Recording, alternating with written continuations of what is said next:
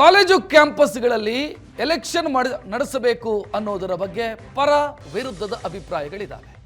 ಈ ಮಧ್ಯೆ ಕಾಲೇಜು ಕ್ಯಾಂಪಸ್ಗಳಲ್ಲಿ ವಿದ್ಯಾರ್ಥಿ ಎಲೆಕ್ಷನ್ ಅನ್ನು ನಡೆಸೋದಕ್ಕೆ ಸದ್ಯ ಗ್ರೀನ್ ಸಿಗ್ನಲ್ ಸಿಕ್ಕಿದೆ. ವಿದ್ಯಾರ್ಥಿ ಸಂಘಟನೆಗಳ ಎಲೆಕ್ಷನ್ ನಡೆಸೋದಕ್ಕೆ ಗ್ರೀನ್ ಸಿಗ್ನಲ್ ಸಿಕ್ಕಿದೆ. ಪಕ್ಷಾತೀತವಾಗಿ ಚುನಾವಣೆಗೆ ಒತ್ತಾಯಿಸಿದ್ದಾರೆ ವಿದ್ಯಾರ್ಥಿ ಸಂಘಟನೆಯ ನಾಯಕರು. ಲಿಂಗ್ಡೋ ಕಮಿಟಿ ವರದಿಯ ಮೇಲೆ ನಿಯಮ ರೂಪಿಸೋದಕ್ಕೆ ಸಹಮತ ಸೂಚಿಸಿದ್ದಾರೆ. ರಾಜಕೀಯ ಭಿನ್ನಾಭಿಪ್ರಾಯವನ್ನು ಮರೆತು ಚುನಾವಣೆಗೆ ವಿವಿಧ ಪಕ್ಷಗಳು ಒಪ್ಪಿಗೆಯನ್ನು ಕೊಟ್ಟಿದೆ. ಡಾಕ್ಟರ್ ಶರಣ್ ಪ್ರಕಾಶ್ ಪಾಟೀಲ್ ನೇತೃತ್ವದಲ್ಲಿ ನಡೆದಂತಹ ಸಭೆಯಲ್ಲಿ ತೀರ್ಮಾನವನ್ನ ಕೂಡ ತೆಗೆದುಕೊಳ್ಳಲಾಗಿದೆ. ಕಾಂಗ್ರೆಸ್ನ ವಿದ್ಯಾರ್ಥಿ ಘಟಕ, ಬಿಜೆಪಿಯ ವಿದ್ಯಾರ್ಥಿ ಘಟಕ, ಜೆಡಿಎಸ್, ಎಡಪಕ್ಷಗಳು ಪ್ರತಿನಿಧಿಗಳಿದ್ರು. ಅವರು ಕೂಡ ಸಹಮತ ಸೂಚಿಸಿದರು. 30 ವರ್ಷಗಳಿಂದ ಬ್ಯಾನ್ ಆಗಿತ್ತು. ಕೆಲ ಯೂನಿವರ್ಸಿಟಿಗಳಲ್ಲಿ ನಡೀತಾ ಇತ್ತು. ಕೆಲ ಯೂನಿವರ್ಸಿಟಿಗಳಲ್ಲಿ, ಮಂಗಳೂರು ಯೂನಿವರ್ಸಿಟಿನ ಕೆಲ ಕಾಲೇಜುಗಳಲ್ಲಿ ಇವತ್ತಿಗೂ ಕೂಡ ಎಲೆಕ್ಷನ್ಗಳು ನಡೆಯುತ್ತೆ. ರಾಜ್ಯದ ಬಹುತೇಕ ಕಡೆ ಕಾಲೇಜು ಕ್ಯಾಂಪಸ್ನ ವಿದ್ಯಾರ್ಥಿ ಎಲೆಕ್ಷನ್ ನಡೀತಾ ಇರಲಿಲ್ಲ. ಈಗ ಆ ಎಲೆಕ್ಷನ್ ನಡೆಸೋದಕ್ಕೆ ಬೇಕಾದಂತ ಕ್ಷಣ ಹತ್ತಿರವಾಗ್ತಾ ಇದೆ, ದಿನಗಳು ಹತ್ತಿರವಾದಂತೆ ಕಾಣಿಸ್ತಾ ಇದೆ. ಹೆಚ್ಚಿನ ಡೀಟೇಲ್ ನೀಡೋದಕ್ಕೆ ನಮ್ಮ ಪೊಲಿಟಿಕಲ್ ಬ್ಯೂರೋ ಹೆಡ್ ಆನಂದ್ ಬೈದನ ಮನೆ ಫೋನ್ ಸಂಪರ್ಕದಲ್ಲಿ. ಆನಂದ್, ವಿದ್ಯಾರ್ಥಿ ದಿಸೆಯಿಂದಲೇ ನಾಯಕತ್ವವನ್ನು ಬೆಳೆಸಬೇಕು ಅನ್ನೋದು ಈ ಎಲೆಕ್ಷನ್ನ ಕಾನ್ಸೆಪ್ಟು. ನಿಂತು ಹೋಗಿತ್ತು, ಮತ್ತೆ ಶುರುವಾಗುವಂತ ಲಕ್ಷಣನಾ ಇದು?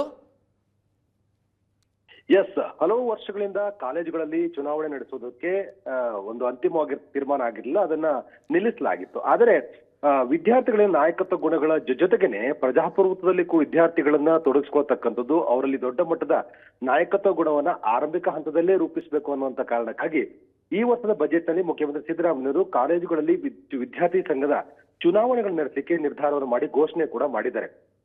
ಈ ಸಂಬಂಧಪಟ್ಟ ಹಾಗೆ ಶರಣ್ ಪ್ರಕಾಶ್ ಪಾಟೀಲ್ ನೇತೃತ್ವದಲ್ಲಿ ಒಂದು ಸಮಿತಿಯನ್ನು ಕೂಡ ರಚನೆ ಮಾಡಲಾಗಿತ್ತು.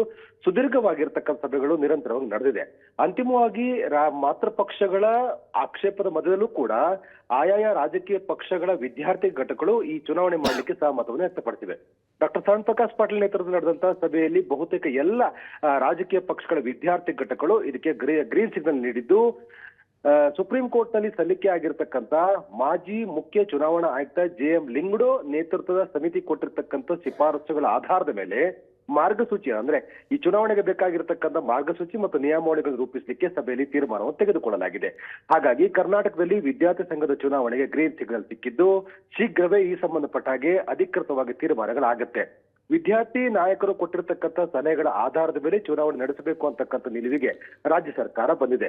ಎಲ್ಲಾ ಕಾಲೇಜುಗಳಲ್ಲೂ ಕೂಡ ವಿದ್ಯಾರ್ಥಿ ಸಂಘದ ಚುನಾವಣೆ ಮಾಡಲಿಕ್ಕೆ ಬೇಕಾಗಿರ್ತಕ್ಕ ನಿಯಮಗಳನ್ನು ರೂಪಿಸ್ತಕ್ಕಂಥದ್ದು, ಯಾರು ಕಂಟೆಸ್ಟ್ ಮಾಡಬೇಕು, ಯಾರಿಗೆ ಕಂಟೆಸ್ಟ್ ಮಾಡಲಿಕ್ಕೆ ಅವಕಾಶ ಇಲ್ಲ, ಇವೆಲ್ಲದರ ಬಗ್ಗೆನೂ ಕೂಡ ಒಂದು ಸ್ಪಷ್ಟವಾಗಿರ್ತಕ್ಕ ನೀತಿಯನ್ನು ರೂಪಿಸಲಿಕ್ಕೆ ಸರ್ಕಾರ ತೀರ್ಮಾನ ಮಾಡಿದೆ. ಈ ಸಂಬಂಧಪಟ್ಟ ಹಾಗೆ ಮುಖ್ಯಮಂತ್ರಿಗಳ ಶಿಫಾರಸು ಮಾಡಲಿಕ್ಕೆ ಸಭೆಯಲ್ಲಿ ನಿರ್ಧಾರವನ್ನು ಕೂಡ ತೆಗೆದುಕೊಳ್ಳಲಾಗಿದೆ.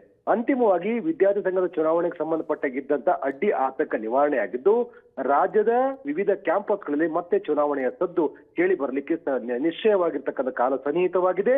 ವಿದ್ಯಾರ್ಥಿ ಸಂಘದ ಚುನಾವಣೆಯ ಮೂಲಕ ವಿದ್ಯಾರ್ಥಿಗಳಲ್ಲಿ ನಾಯಕತ್ವ ಗುಣಗಳನ್ನು ಬೆಳೆಸ್ತಕ್ಕಂಥದ್ದು ಮತ್ತು ಪ್ರಜಾಪ್ರಭುತ್ವದಲ್ಲಿ ಅವರನ್ನು ತೊಡಗಿಸುವ ಒಂದು ಸ್ಪಷ್ಟವಾಗಿರ್ತಕ್ಕಂಥ ವೇದಿಕೆ ರೂಪಿಸಬೇಕು ಅಂತಕ್ಕಂಥ ಸರ್ಕಾರದ ಲೆಕ್ಕಾಚಾರ.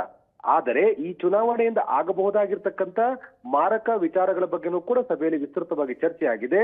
ಬಹುತೇಕ ಎಲ್ಲಾ ರಾಜಕೀಯ ಪಕ್ಷಗಳ ವಿದ್ಯಾರ್ಥಿ ಘಟಕಗಳು ಬೆಂಬಲ ಸೂಚಿಸಿರುವಂತಹ ಹಿನ್ನೆಲೆಯಲ್ಲಿ ಸುಸೂತ್ರವಾಗಿ ಚುನಾವಣೆ ನಡೆಸಲಿಕ್ಕೆ ರಾಜ್ಯ ಸರ್ಕಾರ ಮುಂದಾಗಿದೆ.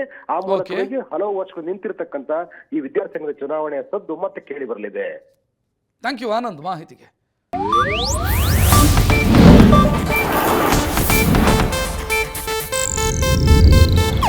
ಇದು ಏಷ್ಯಾನೆಟ್ ನ್ಯೂಸ್ ನೆಟ್ವರ್ಕ್ ಪ್ರಸ್ತುತಿ.